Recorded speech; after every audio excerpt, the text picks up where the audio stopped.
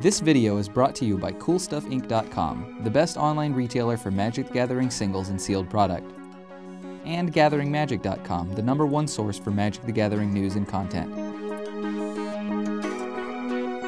Hey guys, Marshall here from Limited Resources, and we're doing some Vintage Masters here. What a great set. I've been having a great time with it on Magic Online here. It's the only place you can draft it, but it is sweet. We've opened a Control Magic here for our rare slot. Our foil's a Sultari Trooper, so no big power cards for us, but, well, I mean, no Power 9 cards, but we got a big power card with Control Magic. I'm going to kind of windmill that here. There's some other decent playables in here, but, you know, one deck that I particularly like in cube-like formats, and I put Vintage Masters in that category, is the blue-black tempo deck, and I've been giving it a try, seeing how it is here in this format, and it turns out it's excellent. So I'm pretty happy to pick up a strong blue card. First things first here. Let's see what we get in our next pick, though. What does this do? Oh yeah, no thank you. Some decent stuff in this pack. Krovikan Sorcerer is pretty interesting in the blue-black deck. It's a looter for non-black cards, and it's like extra. You basically net a card if you discard a black card to it, which is sweet. Gush can be really good as well. Draw 2 cards, instant speed. You can bounce islands to do it in the late part of the game, or if you're trying to combo off with like some type of a storm deck or something like that. Here's Temporal Fissure, which is, of course, a good storm card. Goblin Trench is probably the strongest card in this pack just on raw power level. Thing can absolutely take over a game in the late section, but I'm going to take this Sorcerer here and see where that takes us. Here's a Null Rod. This card's actually quite strong, too. If you can make a whole bunch of tokens, this thing beats down very hard. Piana also gets the bonus itself as well. Suchi I like a lot. There's also a Carnophage here, which is a pretty big game. I think I'm going to take Suchi here, though, and try to wheel the Carnophage or something, maybe the Fledgling Djinn, something like that. So let's take Suchi and see where we go. All right, some decent stuff. It really in all colors. Penumbra Worm comes back. That's pretty nice. If you guys want an invite to the clan, that's all you have to do is ask me for when they're working again, thankfully, so ship it. I'm going to be taking Mesmeric Fiend out of this pack, though. I really think Mesmeric Fiend is awesome, and I think we can get Sarcomancy back on the wheel as well. Not much in this pack. Desert Twister is pretty clunky. Triangle of War isn't really good. Battle Screech is the best card here. I'm gonna be taking that for sure. There's just not much else in this pack. I mean, Barrenmore is okay. Seed in a Bottle. What does this do again? Whenever a non-token permanent, originally printed in Arabian Nights expansion. Interesting. It's a mythic, but that's probably just because they didn't want it to show up in limited too often, as it seems pretty clunky. I'm going to take Repel here. This guy's also quite strong as a 2-drop. Basically an unblockable 2-drop, but I don't know exactly what our other color's going to be yet, so I'm not quite moving over yet fully into white. Though this will probably move us there. I'm going to take this Trapper, although Chimeric Idol is actually quite strong too. It doesn't look like much, as the ability is pretty brutal, having to tap all your lands, but basically just means that you play your stuff first and then you get to beat with a 3/3 for 3, which is nice. And you can also activate it on your opponent's turn if you're not going to do anything either. Mistmoon Griffin's pretty good, but I'm going to take this Trapper. Yeah, white looks pretty open here, although I'm going to be taking this Ophidian. What is this one? Threshold. Oh, not too bad.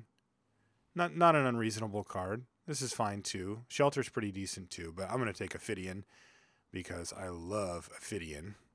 And I could take a Fledgling Djinn, or I could take a Phantom Nomad, which is probably a little bit better of a card, but I'm going to take this Djinn. I kind of want to lean over towards the deck that I really like. I mean, the Battle Screech was a reasonable signal, but not quite.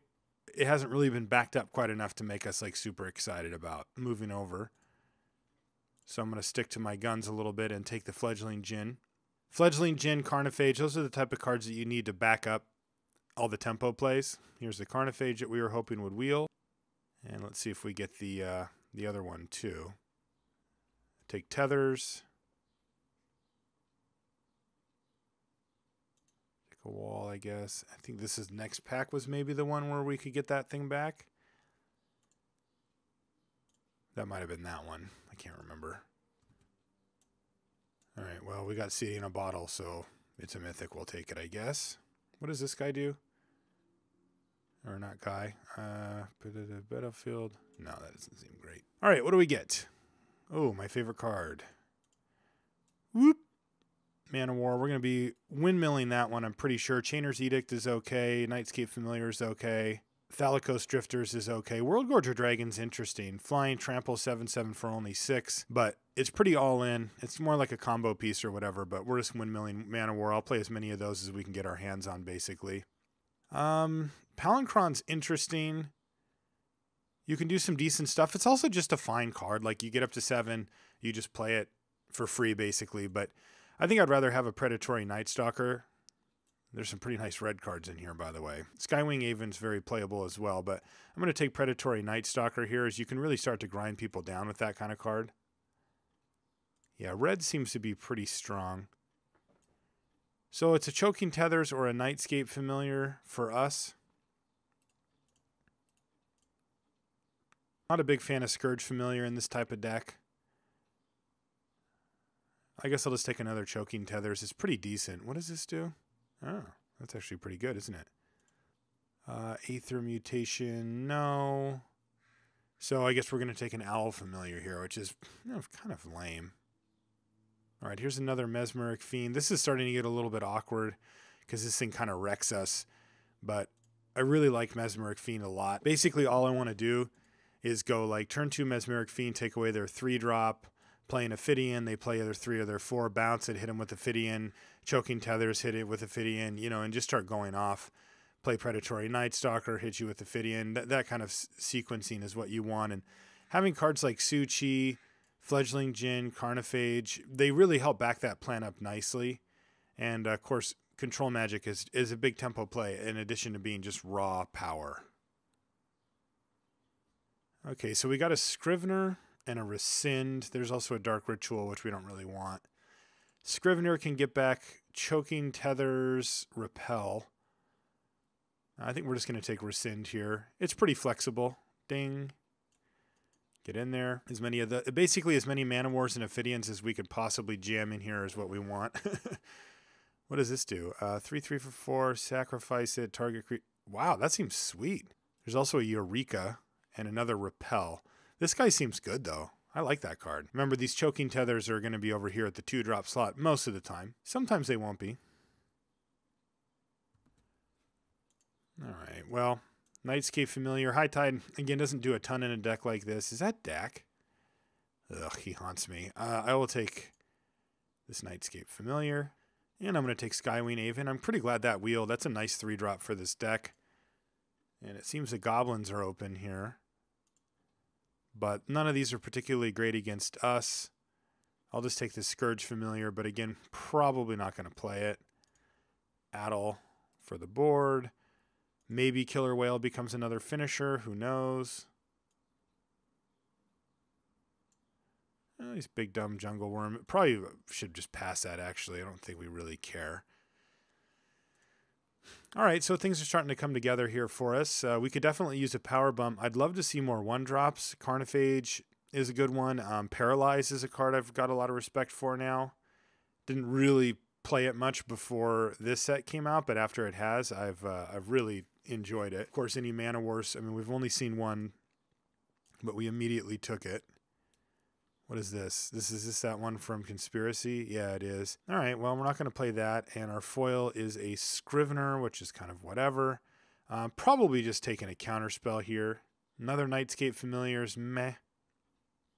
Yeah, I'm just going to take a Counterspell. That pack, not super exciting for us, but having a hard counter is pretty nice. Like, you can also engineer situations where, you know, you set up the early game and get an Ophidian going, or even just like a Kenai Aven plus like a Carnophage, and then your bounce spells do work. If they don't play anything, then you bounce it, or then you counter it if they play something on their turn. If not, you can bounce it and then counter it a little bit later. Then we're just going to take an Expunge here, though. Removal's still good, it turns out. Kenai Aven would be fine. Reanimate would be good, but not great. So I'm just going to take an Expunge. I mean, Expunge is excellent. Really, really good card. That's a good one, too. What does this one do? Reign of the Pit. Each player sacrifices a creature. Put a demon token creature on the battlefield where X is... Wow. That's pretty good. So they sack their smallest creature. We sack whatever we want. We get a huge flyer. That's not too bad. I think I'd still rather just have Predatory Nightcrawler or even a Fledgling Djinn, but I'm just going to take the Nightcrawler here. What is this one again?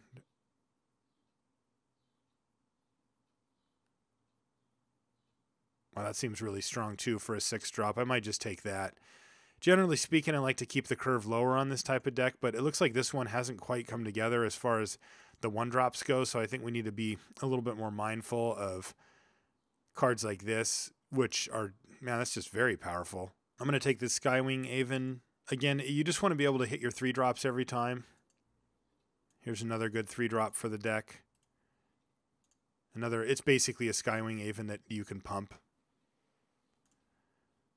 Fallen Ascari is pretty good. I think I'm going to take Chainer's Edict here. We're not splashing anything with Salt Flats. Kezardrix is interesting, a 4/4 first strike for 4. But once they run out of creatures, things start killing you pretty quickly. And this deck generally runs quite a few things that actually do damage to you, so you have to be pretty careful. So I think I'm going to avoid it, and I'm just going to take a Chainer's Edict here. I'd like to have a little bit more removal than we have, and the Edict gives us a nice one. All right, there we go.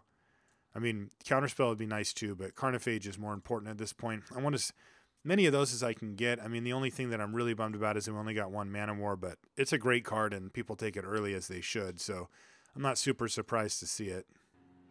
Probably just want this. What does this do? Oh, it's pretty good. I don't think we need both of those. We got to make quite a few cuts here, but it's nice having the option. What does this guy do whenever... Oh, that guy, yeah, sure.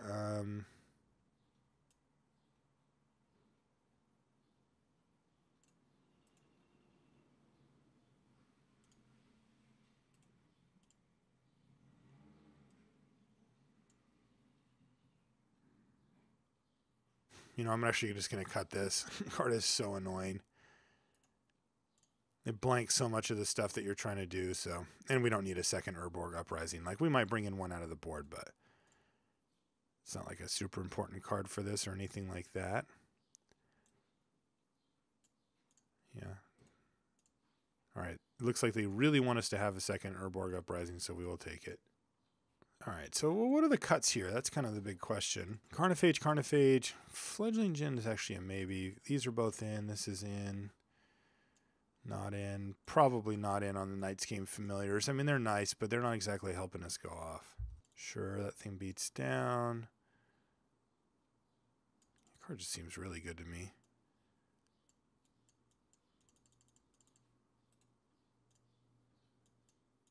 That's a probably, but it's also probably. These are for sures. Probablys for sure. Puts us at 20, so I think we can run both Choking Tethers, as they're quite good in the deck, and help keep things moving along, or keep things locked down so that we can keep the beatdowns flowing. Definitely play the Sorcerer, especially with 2 5-drops and a 6-drop that are black. It's probably worth checking it out. Otherwise, we're just playing like a Fledgling Djinn, which is also maybe even better. Carnophage, Fledgling Djinn, and then we've got some kind of not super affect the board 2-drops here. Almost all of our 3s are great for affecting the board, so why don't we try that? We do not have any splashes. We do not have any fixings, so this thing says 9/8. Let's take a quick look. We want the early stuff here. Yeah, definitely. I'm definitely on board for 9/8 here. Like, these are all super important. A counterspell can get cast later, plus we've got double blacks down the line. So this is going to be a 9/8 for swamps. And we're going to submit. Let's see what this thing can do.